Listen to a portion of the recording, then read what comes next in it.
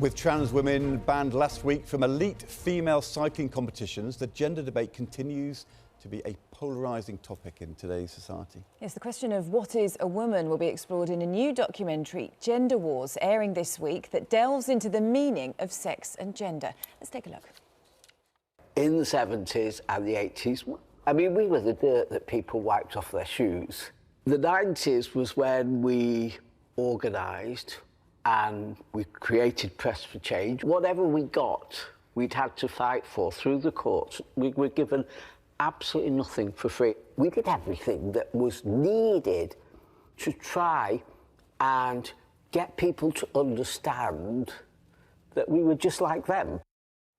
And we're joined now by one of those featured in the documentary, Professor Kathleen Stock, who resigned from her role as a university lecturer after being targeted by activists over her views on gender identity. Kevin and Cindy are also still with us. So the documentary is tomorrow night.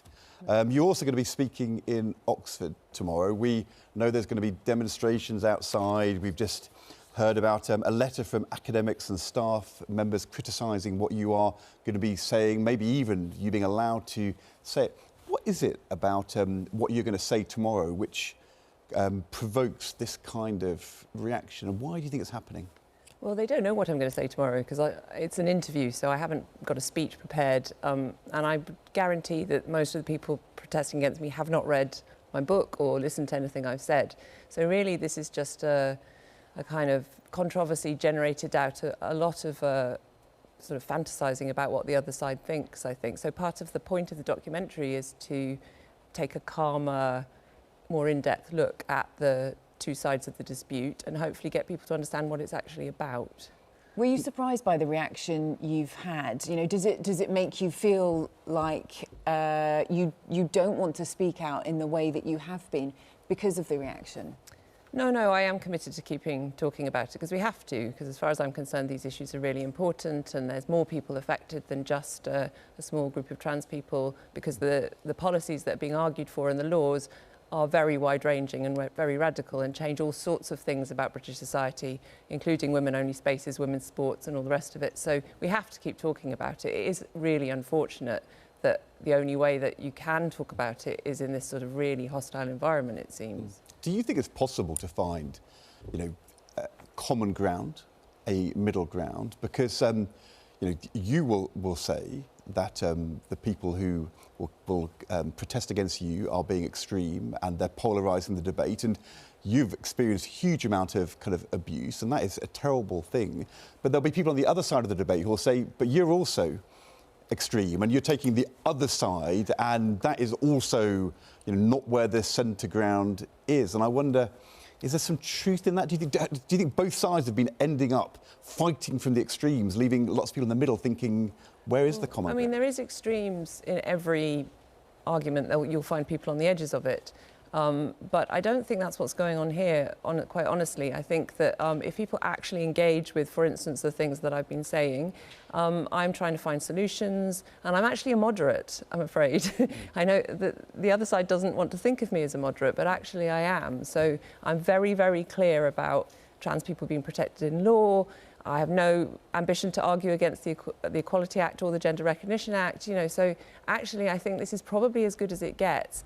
And the trouble is that the extremes on the other side, who do not represent ordinary trans people, they have never, it's not democratic, they haven't done a vote. There's a few voices really dominating that side who are asking for extreme measures, as far as I'm concerned. But just to ask you a kind of particular question then, because, clearly we were reporting that in sport now, it's been decided that women who aren't sexually a woman shouldn't be able to compete that slightly provokes my question. Those women, those people will not be able to compete in a swimming race if they are trans and have transitioned. And clearly it's important to have protections around safe spaces. You referred to that earlier. But is it not possible, in your view, for somebody who was a man to become, as they would describe it, a woman? No, you can't change sex. It's not biologically possible. No, but I didn't ask you about sex. I asked you about whether they can become a woman. Womanhood, I would say, is entirely sensibly predicated on sex. There's no other good way of doing it. And there are lots of people who say that's an extreme view. If you'd let me explain my reasoning. There are lots of people who say that's an extreme view. Well, of course they do, but if you will let me explain my reasoning, biology is the thing that affects our bodily performance in sport, that affects our chances of being sexually assaulted, that affects medical treatment. All of that. I'm conceding all of that. Well, then, so what's the word for that? Adult, human female, woman, I'm afraid. So if a trans person who transitions and legally becomes a woman, wants to be described as a woman. I'll describe them as a woman for certain limited purposes, but there's got to be limits because obviously for all the domains we've just talked about, it matters. So the thing I feel is that there's two extremes having this big fight. And actually most people in the centre ground think, well, of course that person's not sexually a woman, but actually they can become legally a woman and they are a woman. They can. And why do you want to tell vulnerable young 21-year-olds that they can't be a woman because you decided they're not allowed to be one? Well, I didn't decide it. I mean, we're animals. We're based in nature. The world decided it. The way evolution decided it. I mean, it's crazy to think that just because I'm making some category distinctions that have been around for centuries and in every natural language exists, that I'm deciding who gets to be a woman.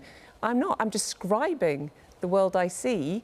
And we have evolved to make differentiations between males and females in the human species, and they're very useful distinctions. The whole future of sexual reproduction depends on us recognising males and women. But you're saying to somebody who transitions that they're not a woman? I don't go up to them and say that. But you are saying that? I'm happy to... If in general I am, because do you understand that is the thing which makes people feel as though the debate's polarised? I understand that, but I also understand some people say people like you anybody really can be a woman, and other people say they can't be a woman, and actually most people in the middle think, well, actually... Well, how do you know what most people in the middle think, Ed? Have you polled them? Well, I mean, I think that I do know what most people think. Well, yeah, I can see that. and you think I'm wrong? Well, I think if you look at the polling on this, it depends how you phrase the question. If you ask, can a woman have a penis, most people say no. Oh, yeah, but I agree with that. Oh, OK. Right, so obviously you are more extreme than many. No, I'm telling you it's complicated, and that in your attempt to simplify it, you end up... I certainly think it's complicated. I wrote a whole book about it to try to go through every single argument, and I assure you that... And I'm also prepared to go along with preferred pronouns. I'm preferred to immerse myself in a fiction that someone has changed sex, but I don't think they actually have. And I think we need words to describe the differences between males and females because they matter socially across all sorts of domains. Somebody who transitions and wants to be a woman, I think it's fine to call them a woman. I don't know why you don't want to allow them to make that choice. I know, well, that's why we're arguing about this, isn't it? We have a difference of opinion. But do you feel to a certain extent we are in a different world now? I know you talk about, this has evolved over however many years and this dates back to whenever, but we're in a different world now, aren't we, where actually situations are different. And you know that the views that you put out do cause a significant amount of upset. There are a number of, Ed talked about the 100 Oxford-based staff members who've signed this response letter. We know that, back in 2021, more than 600 philosophers from around the world were critical about what you had to say as well. Does that not make you think, do you know what, perhaps I need to modify the way, the language I'm using? I mean, when you know it's causing upset. Well, what are we going to stop talking about things because they cause upset? No, not necessarily stop talking about it. It's a free society. We have to talk about the things that cause upset because they're precisely the points at which pressure groups and activists will try and steer the conversation in a particular direction. So we have to have freedom of speech. We have to be able to talk about this. Now, of course, I am causing upset, but I'm telling you that the position I'm fighting against causes a lot of upset. You've got male rapists in female prisons. That causes a lot of upset. You've got children transitioning, doing things to their bodies that they can't take back. That causes upset, and their parents are very upset about it. You've got huge numbers of women unable to talk about sex-based rights in their workplaces because they feel stifled. That causes upset. So there are two different sets of interests here.